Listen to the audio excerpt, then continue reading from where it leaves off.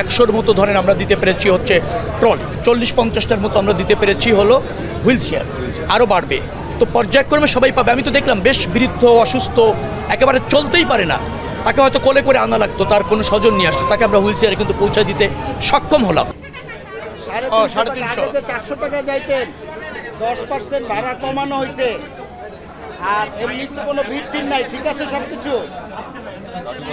যাত্রাটা তো স্বস্তির হয়, নিরাপদ হয় এবং আনন্দময় হয়, সেটা নিশ্চিত করবার জন্য আমাদের মন্ত্রণালয় বিভিন্ন পদক্ষেপ গত 15 দিন ধরে আমরা নিচ্ছি।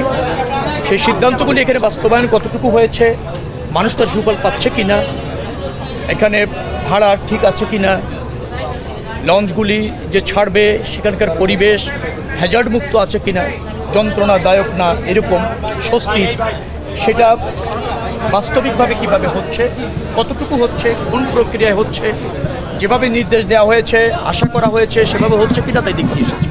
তো যতটুকু দেখলাম বেশ কিছু জায়গা আমরা যেখানে যাত্রী সেবা পেতে পারে এবং যাত্রী সেবা নিশ্চিতভাবে পাওয়া উচিত, সেই সব জায়গাগুলো আমরা দেখেছি। আমরা মনে করছি যে সব কিছু ঠিক আছে, নির্দেশ অনুসারে সবই কাজ করছে, যাত্রীরা নিশ্চয়ই একটা স্বস্তিদায়ক ভ্রমণ এখান থেকে শুরু করতে পারবে। ওদের স্বপ্ন পূরণে পাশে থাকতে পেরে আমরা গর্বিত। আমরা ইতিমধ্যে আপনি জানবেন যে ঈদযাত্রা উপলক্ষে 7 দিনের জন্য এই ইজারা চার্জও মওকুফ করে দেওয়া হয়েছে। এখানে যে সমস্ত যারা ওই ঘাট ইজারা নিয়ে সার্ভিসটা দেন তাদেরকে আমরাও মন্ত্রণালয় থেকে বলেছি যে তারা এই 7 দিনের জন্য তাদের যে ব্যয় আমরা বহন করব, কিন্তু কোনো যাত্রী কোনো পেমেন্ট করবে না 31 তারিখ পর্যন্ত, আমরা নির্দেশ দিয়েছি।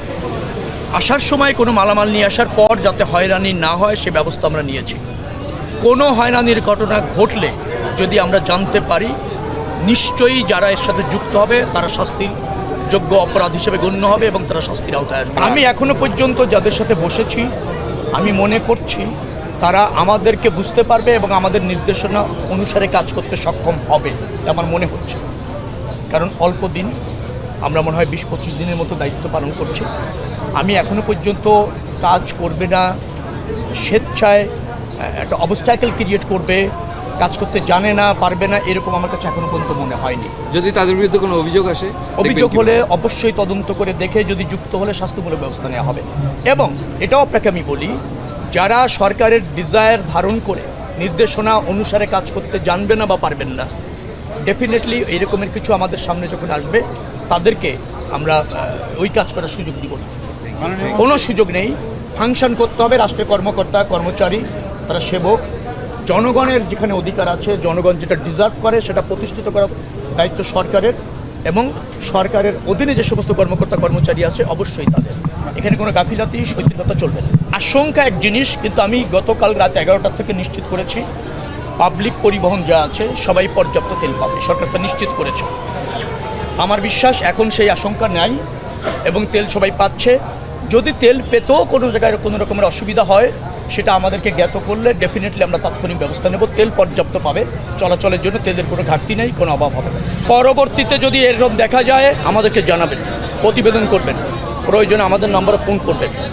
আমরা যে সেবাটা নিশ্চিত করতে চেয়েছি সেটা কন্টিনিউ করতে চাই।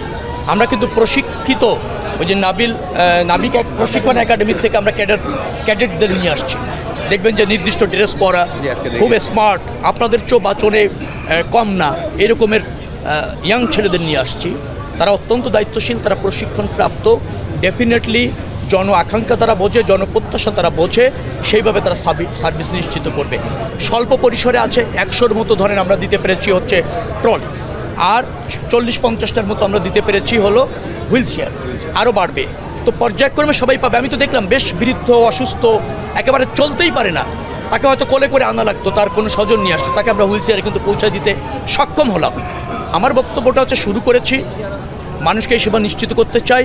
আপনারা বিভিন্ন সাংবাদিক, আপনারা ন্যায্য সমালোচনা করুন, ভুল ত্রুটি শুধরে দেওয়ার জন্য আমাদেরকে জ্ঞাত করুন।